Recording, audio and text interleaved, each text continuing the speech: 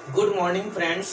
आज मैं आप लोगों के सामने एक बहुत ही बेसिक कॉन्सेप्ट लेकर आया हूँ जिसका नाम है सेंटेंस। सेंटेंस मतलब होता है वाक्य। जी हाँ बच्चों, सेंटेंस मतलब वाक्य जो बच्चों आप लोग बचपन से पढ़ते आ रहे हैं।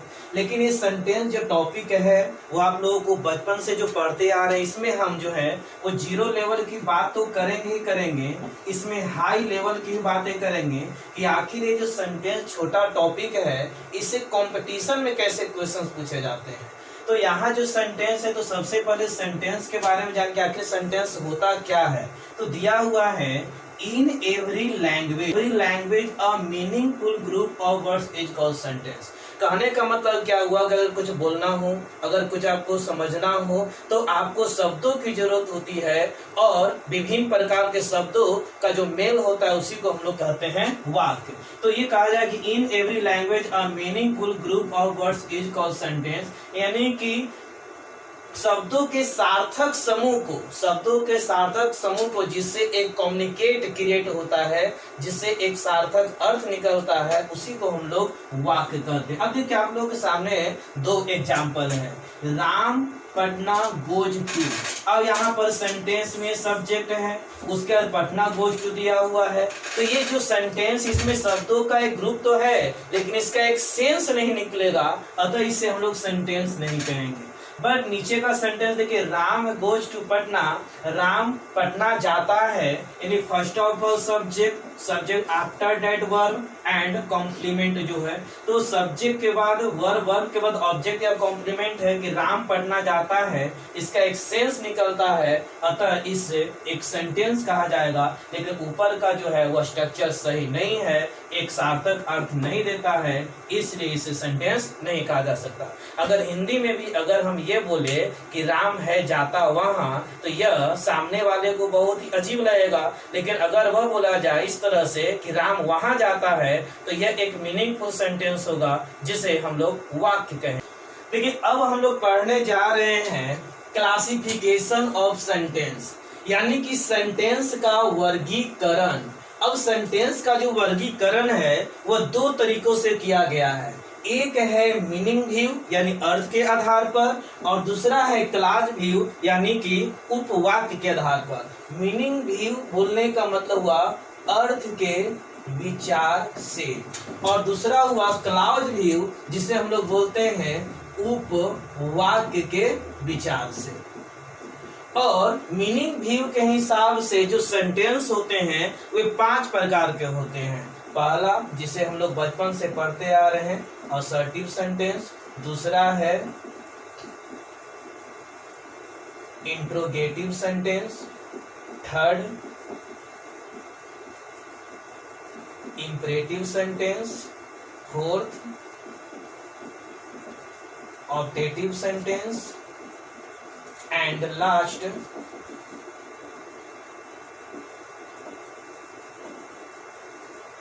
Exclamatory sentence. फिर से इसे रिव्यू कर दिया जा रहा है।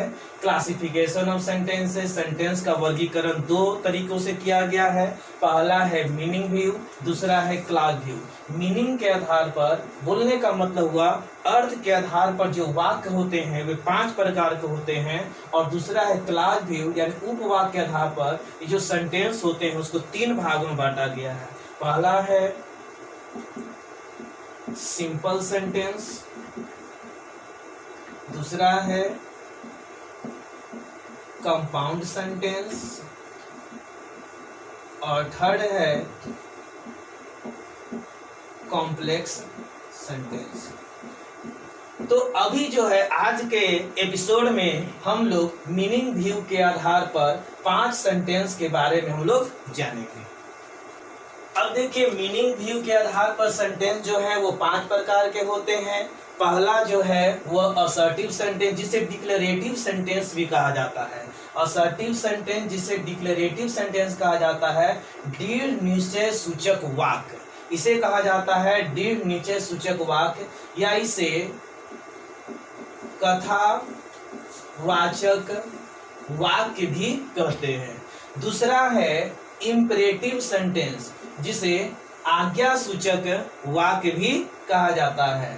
इंट्रोगेटिव सेंटेंस प्रश्न सूचक वाक्य, ऑप्टेटिव सेंटेंस, इच्छा सूचक वाक्य और एक्सक्लेमेशन। तो सबसे पहला है असर्टिव सेंटेंस। असर्टिव बोलने का मतलब ऐसे तो असर्ट, ये याद रखिएगा, असर्ट, असर्ट मतलब होता है दावा करना, किसी के बारे में क्लेम करना, दावा करना, और ये जो है वो वर्ग है। दूसरा इसी से बना है असर्शन। असर्शन मतलब दावा या दृढ़ निश्चय, और ये जो है वो नाउन है। और असर्ट से ही बना है असर्टिव, इसका बोलने का मतलब दृढ़ निश्चय सूचक वाक्य, दृढ़ निश्चय सूचक। तो आप लोग याद रखेंगे असर्ट से बना है, असर्ट मतलब दावा करना, ये जो है वर्ब है। और TION, अगर किसी भी शब्द के अंत में TION लगा हो तो इसे कहा जाता है, ये नाउन होता है, इसका मतलब दावा या दृढ़ निश्चय। और किसी वर्ड के अंत में अगर TI भी लगा हो तो इसे हम लोग दृढ़ निश्चय सूचक वाक्य कहते हैं, ये एडजेक्टिव है। पार्ट्स ऑफ स्पीच का एक एपिसोड लाया जाएगा जिसमें आप लोगों को कौन सा वर्ड नाउन है, कौन सा प्रोनाउन है, कौन एडजेक्टिव है, कौन वर्ब है, कौन एडवर्ब है, प्रीपोजिशन, कंजक्शन, इस सारे चीज उसमें आप लोगों को डील किया हुआ रहेगा, सारे चीज उसमें कवर रहेंगे। क्योंकि कंपटीशन में जो क्वेश्चन होते हैं, पुराने जितने भी रूल्स हैं उससे क्वेश्चंस नहीं पूछे जाते हैं, अब नए तरीके से, नए कॉन्सेप्ट से क्वेश्चन पूछे जाते हैं, वर्ड से क्वेश्चन पूछे जाते हैं। जैसे अब यहाँ देख लीजिए लव, तो लव जो है वो नाउन भी है, लव मतलब प्यार, और लव जो है प्यार करना, ये वर्ब है। तो कहाँ पर ये नाउन के रूप में रहेगा, कहाँ पर ये वर्ब के रूप में रहेगा, ये सारा जो कॉन्सेप्ट होगा हम उस एपिसोड में कवर करेंगे। अभी जो हम लोग देख रहे हैं वह है असर्टिव सेंटेंस।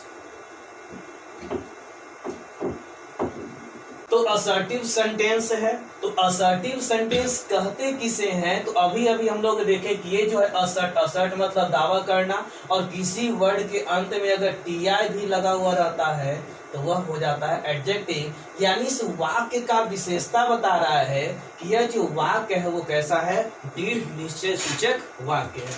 तो सेंटेंसेज व्हिच स्टेट फैक्ट्स, यानी कि वैसा वाक्य जो फैक्ट को, किसी प्रकार के तथ्य, किसी तथ्य को रिप्रेजेंट करता है, या डिस्क्राइब थिंग, किसी चीजों के बारे में डिस्क्राइब करता है, और इवेंट्स रिपोर्ट्स, या किसी प्रकार के इवेंट हो, किसी प्रकार के रिपोर्ट को अगर ये रिक्रिएट करता है, डिस्क्राइब करता है, तो ऐसे सेंटेंस को हम लोग कहते हैं असर्टिव सेंटेंस। इसी को बोला जाता है डिक्लेरेटिव। जैसे अगर मान लिया गया कि अगर मैं बोल रहा हूँ कि श्री नरेंद्र मोदी भारत के प्रधानमंत्री हैं, यानी एक प्रकार का फैक्ट है, और ये जो फैक्ट है वो कैसा सेंटेंस कहलाएगा, असर्टिव सेंटेंस कहलाएगा। अगर बोला जाए कि रवि सर मैथ पढ़ाते हैं, एक प्रकार का फैक्ट है, उसमें दावा किया जा रहा है कि रवि सर मैथ पढ़ाते हैं, बोलने का मतलब इसमें दृढ़ निश्चय के साथ, यानी आप एक्सेप्ट कीजिएगा, स्वीकार कीजिएगा, तो ऐसे वाक्य को कहा जाता है असर्टिव सेंटेंस। उसी प्रकार से अगर बोला जाए कि रवि सर अंग्रेजी नहीं पढ़ाते हैं, यानी इसमें भी एक प्रकार का दृढ़ निश्चय के साथ कहा जा रहा है कि रवि सर अंग्रेजी नहीं पढ़ाते हैं, फैक्ट है, और जब फैक्ट को आप किसी भी वाक्य से अगर रिप्रेजेंट करेंगे तो वो वाक्य जो है वो क्या कहलाएगा, वो असर्टिव वाक्य कहलाएगा। फॉर एग्जाम्पल अगर दिया हुआ है सोनू कम्स हियर, सोनू यहाँ आता है, यानी कि हम सोनू के बारे में जान रहे हैं, और सोनू के बारे में एक फैक्ट क्रिएट किया जा रहा है कि सोनू यहाँ आता है, इसलिए कैसा सेंटेंस कहलाएगा, तो असर्टिव सेंटेंस। उसी प्रकार से हम इस तरह के भी सेंटेंस को रिप्रेजेंट कर सकते हैं कि ही डजंट गो देयर, कि वो वहां नहीं जाता है, बोलने का मतलब हम उसके बारे में जान रहे हैं कि वो वहां नहीं जाता है, दृढ़ निश्चय सूचक, यानी दृढ़ निश्चय के साथ बोला जा रहा है, दावा के साथ बोला जा रहा है कि वो वहां नहीं जाता है, तो ऐसे सेंटेंस को कहा जाएगा असर्टिव सेंटेंस। इसमें सबसे बड़ी खास बात यह है कि आखिर हम असर्टिव सेंटेंस को पहचानें कैसे। इतने सारे सेंटेंस हैं, असर्टिव है, इंट्रोगेटिव, इंपरेटिव, ऑप्टेटिव और एक्सक्लेमेटरी। इसमें से हम कैसे जानेंगे कि कोई सेंटेंस असर्टिव है, इंट्रोगेटिव है, ऑप्टेटिव है, एक्सक्लेमेटरी है। तो आप लोग को एक बहुत ही इंपॉर्टेंट ट्रिक बता दे रहा हूं, जिसमें आप बस सेंटेंस को देखते ही पहचान लेंगे कि ये असर्टिव है, इंट्रोगेटिव, ऑप्टेटिव, एक्सक्लेमेटरी। तो सबसे पहले हम लोग बात करते हैं असर्टिव सेंटेंस। तो असर्टिव सेंटेंस जो है आप देखते ही पहचानोगे। क्यों? क्योंकि असर्टिव सेंटेंस जब भी स्टार्ट होता है तो सब्जेक्ट से स्टार्ट होता है।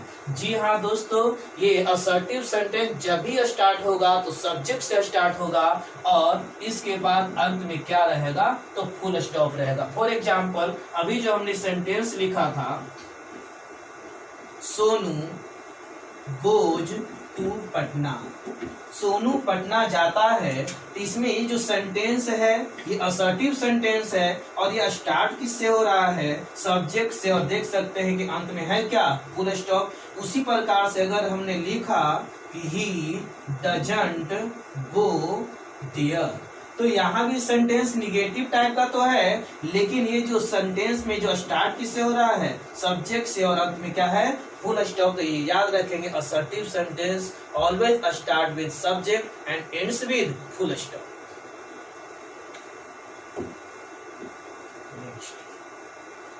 अब ये याद रखना, असर्टिव सेंटेंस जो हम लोग ने एग्जाम्पल में देखा कि राम गोज देयर, और एक सेंटेंस है राम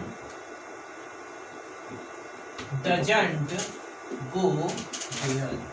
राम वहां जाता है, राम वहां नहीं जाता है, आप देख करके पहचान सकते हैं, क्योंकि ये इसमें जाने का काम कौन कर रहा है? राम, यानी कि सब्जेक्ट है, और जो सब्जेक्ट से स्टार्ट हो और अंत में फुल स्टॉप हो उसे हम लोग कहते हैं असर्टिव सेंटेंस।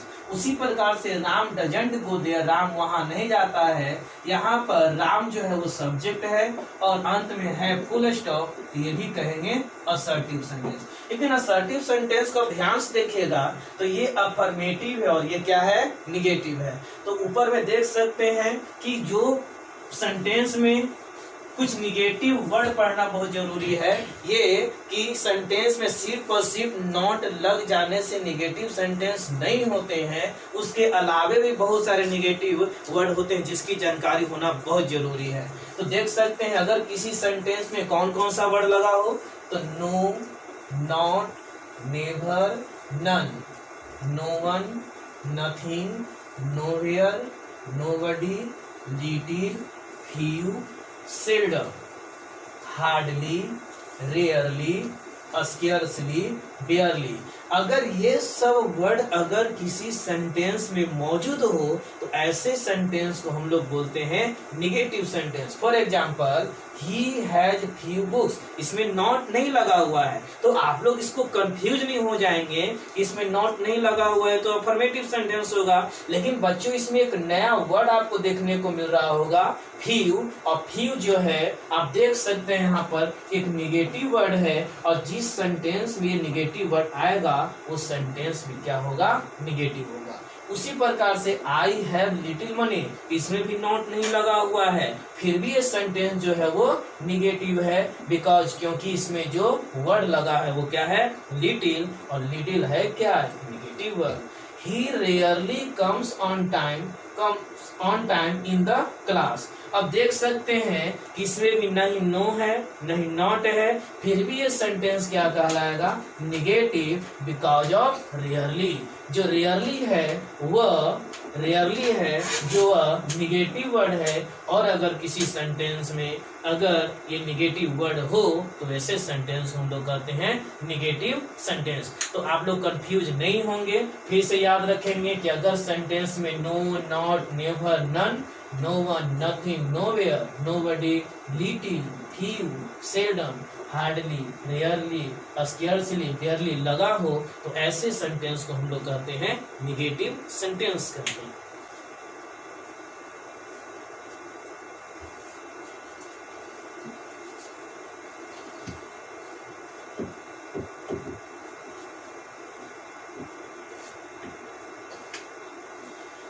असर्टिव सेंटेंस के बाद दूसरा इंपॉर्टेंट जो सेंटेंस है वह है इंट्रोगेटिव सेंटेंस। इंट्रोगेटिव सेंटेंस बोलने का मतलब क्या हुआ? प्रश्न सूचक वाक्य।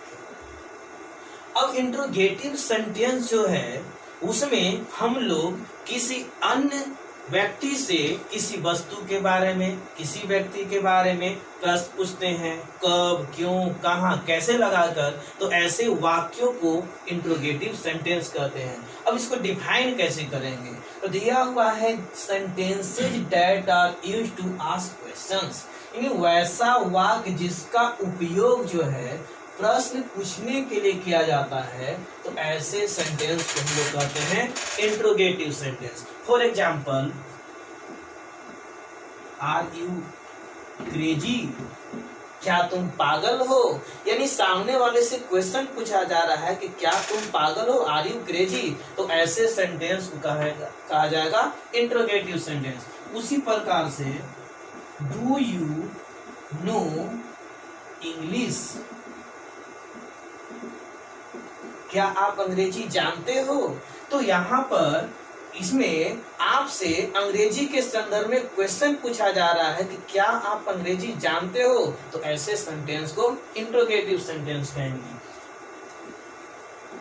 What are you doing this time? आप इस समय क्या कर रहे हैं? यानी व्हाट लगाकर क्वेश्चन किया जा रहा है, तो आप इस समय क्या कर रहे हैं, आपसे क्या लगाकर क्वेश्चन पूछे जा रहे हैं, तो ये सेंटेंस भी इंट्रोगेटिव सेंटेंस कहलाएंगे। अब इंट्रोगेटिव सेंटेंस की पहचान कैसे है, तो ये याद रखिए, इसमें इंट्रोगेटिव पंक्चुएशन लगा हुआ होता है। ये इंट्रोगेटिव पंक्चुएशन लगा हुआ रहता है, जिसे प्रश्न सूचक चिन्ह भी कहते हैं। और अगर सेंटेंस में ये चिन्ह नजर आए, तो ऐसे सेंटेंस को इंट्रोगेटिव सेंटेंस कहते हैं, प्रश्न सूचक वाक्य कहा जाता है। अब इंट्रोगेटिव सेंटेंस के बाद हम लोग जानेंगे इंट्रोगेटिव सेंटेंस कितने प्रकार के होते हैं। तो याद रखेंगे, इंट्रोगेटिव सेंटेंस भी दो प्रकार के होते हैं। Types of interrogative sentence.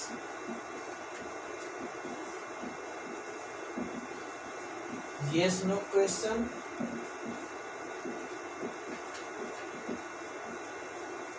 WH word question। पहला है yes no question, सेकेंड है WH word question। अब yes no question किसे कहेंगे, WH word question किसे कहेंगे? तो वैसा इंट्रोगेटिव सेंटेंस जिसका रिप्लाई yes और no में मिले, जिसका हाँ या ना में जवाब मिलेगा, तो ऐसे इंट्रोगेटिव सेंटेंस को यस नो क्वेश्चन कहा जाता है। अब जैसे आपसे कोई पूछे, क्या तुम पागल हो? क्या तुम पटना जाते हो? क्या मैं खाना खाता हूँ? क्या वो वहां जा रही है? क्या वो यहाँ आ रही है? तो ऐसे वाक्य जिसका उत्तर हाँ या ना में दिया जा सके, तो ऐसे इंट्रोगेटिव सेंटेंस को हम लोग यस नो क्वेश्चन कहेंगे। लेकिन दूसरा है WH वर्ड क्वेश्चन, वैसा इंट्रोगेटिव सेंटेंस जिसका उत्तर हाँ या ना में नहीं दिया जा सके, इसमें जो है कब, क्यों, कहाँ, कैसे, किस लिए, कब कब, क्यों क्यों, कैसे कैसे, कहाँ कहाँ लगाकर क्वेश्चन पूछा जाता है, तो ऐसे वाक्यों को WH क्वेश्चन कहते हैं। फॉर एग्जाम्पल देख सकते हैं, what are you doing? Are you learning English? अब आपके सामने दो वाक्य है, व्हाट आर यू डूइंग, तुम क्या कर रहे हो? तो इस तरह के सेंटेंस में आप हाँ या ना में जवाब नहीं दे सकते, और वैसा वाक्य जिसमें हाँ या ना में जवाब नहीं दे सकते, ऐसे वाक्य को WH वर्ड क्वेश्चन कहते हैं। But are you learning English, क्या आप अंग्रेजी सीख रहे हो? यानी वैसा वाक्य जिसका उत्तर हाँ, अगर आप सीख रहे हो तो हाँ, नहीं सीख रहे हो तो ना, यानी कि जिसका उत्तर हाँ या ना में यस और नो में दिया जा सके, ऐसे वाक्यों को हम लोग कहते हैं यस नो देखिए यहाँ तक तो इंट्रोगेटिव सेंटेंस हर कोई पढ़ाता है और जानता है कि इंट्रोगेटिव सेंटेंस दो प्रकार के होते हैं, जिसमें पहला है यस नो क्वेश्चन और दूसरा है WH वर्ड। लेकिन क्या आपको मालूम है कि कॉम्पिटिटिव एग्जाम में SSC हो या बैंक हो, आर्मी हो, एयरफोर्स हो, इंट्रोगेटिव सेंटेंस से जो क्वेश्चन पूछे जाते हैं वो अलग कॉन्सेप्ट पर होते हैं। इसमें हम लोग जो है एक अलग कॉन्सेप्ट पढ़ेंगे इंट्रोगेटिव सेंटेंस में। और इंट्रोगेटिव सेंटेंस जो है जो काइंड्स है वो दो प्रकार के होते हैं। यहाँ पर यस नो क्वेश्चन नहीं, यहाँ पर है direct interrogative sentence, direct interrogative sentence, और दूसरा है इनडायरेक्ट इंट्रोगेटिव सेंटेंस। जी हाँ, याद रखेंगे इंट्रोगेटिव सेंटेंस जो कॉम्पिटिटिव लेवल का हुआ उसमें इंट्रोगेटिव सेंटेंस दो प्रकार के होते हैं, एक है डायरेक्ट इंट्रोगेटिव सेंटेंस और दूसरा है इनडायरेक्ट इंट्रोगेटिव सेंटेंस। पहला डायरेक्ट इंट्रोगेटिव, अब क्वेश्चन यह है कि डायरेक्ट इंट्रोगेटिव सेंटेंस क्या होता है, इनडायरेक्ट इंट्रोगेटिव सेंटेंस क्या होता है। तो बहुत ही आसानी तरीके से आप डायरेक्ट और इनडायरेक्ट को समझ पाएंगे। और सबसे बड़ी चीज यह है कि आप देखते ही पहचान लोगे कि कौन सा सेंटेंस जो है डायरेक्ट इंट्रोगेटिव है और कौन सा सेंटेंस जो है वो इनडायरेक्ट इंट्रोगेटिव सेंटेंस है। अब देखिए डायरेक्ट इंट्रोगेटिव सेंटेंस होता क्या है, तो ये याद रखें बहुत ही इजी कॉन्सेप्ट है और आप बचपन से ही पढ़ते आ रहे हैं। बस इस टर्म को हमने एक नया नाम दिया है डायरेक्ट इंट्रोगेटिव सेंटेंस। अब डायरेक्ट इंट्रोगेटिव सेंटेंस क्या होता है, तो बस आप सेंटेंस में देखते ही पहचान लोगे कि कौन सेंटेंस डायरेक्ट है और कौन सेंटेंस इनडायरेक्ट है। तो डायरेक्ट इंट्रोगेटिव सेंटेंस की वैसा इंट्रोगेटिव सेंटेंस जिसमें एक्जुलरी वर्ब, एक्जुलरी वर्ब मतलब हेल्पिंग बोलने का मतलब असिस्टेंट, यानी कि वैसा सेंटेंस जिसमें एक्जुलरी वर्ब सहायक क्रिया सब्जेक्ट के पहले हो। अगर सेंटेंस में एक्जुलरी वर्ब सब्जेक्ट के पहले हो और अंत में प्रश्नवाचक चिन्ह इंट्रोगेटिव पंक्चुएशन रहेगा तो ऐसे सेंटेंस को बोलते हैं डायरेक्ट इंट्रोगेटिव सेंटेंस। अब देखिए डू यू लव हर, क्या तुम उससे प्रेम करते हो, क्या तुम उससे मोहब्बत करते हो। अब इसमें जो डू है वो सब्जेक्ट के पहले है और अंत में इंट्रोगेटिव पंक्चुएशन है, तो ऐसे सेंटेंस को हम लोग बोलेंगे direct interrogative. Has she cooked good, क्या वो खाना बना चुकी है, तो ऐसा सेंटेंस जिसमें एक्जुलरी वर्ब जो है वो सब्जेक्ट के पहले है, तो इसे भी हम लोग कहते हैं डायरेक्ट इंट्रोगेटिव।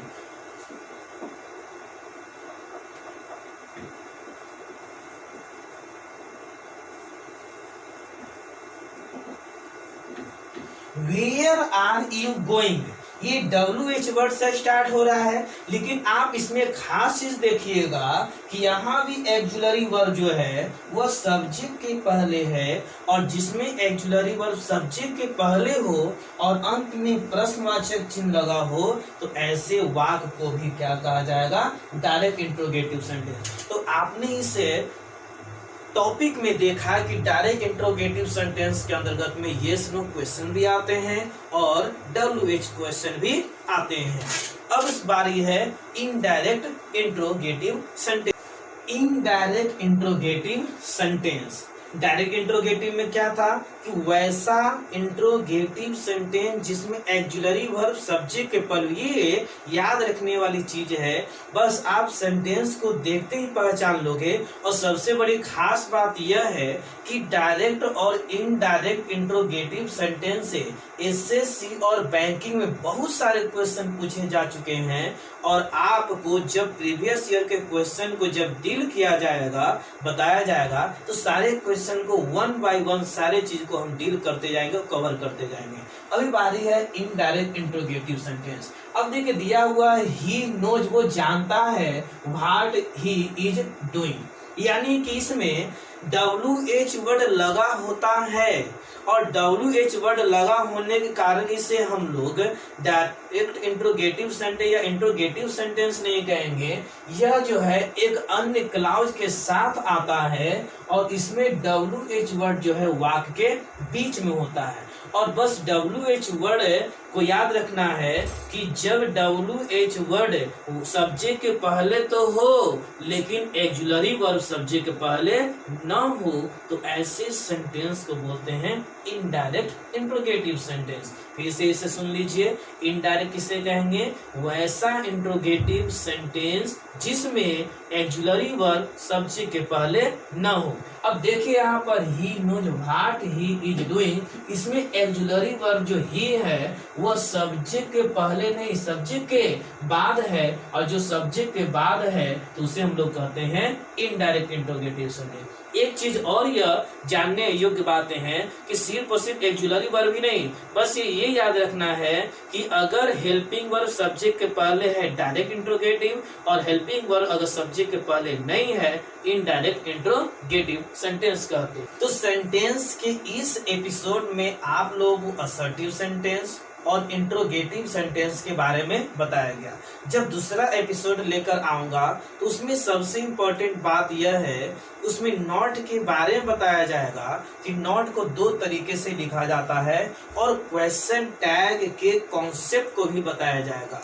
तब तक के लिए बच्चों नमस्कार, गुड डे बच्चों, गुड नाइट बच्चों, हैव अ नाइस डे बच्चों, बाय बाय बच्चों। लाइक और शेयर आप लोग करते रहेंगे। अधिक से अधिक बच्चों अपने दोस्तों के पास, एक एक बच्चा भी अगर 2, 3, 4, 5 जितने भी फ्रेंड्स हैं सबके पास शेयर करते चले जाइए। और जो भी अगर कुछ भी अगर कमी है तो आप कमेंट्स बॉक्स में जरूर लिखें ताकि मैं उस कमियों को, कोई भी प्रॉब्लम को हम क्या कर सकूं, उसे क्लियर कर सकूं। थैंक्स बच्चों, फिर हम लोग नेक्स्ट टाइम मिलेंगे।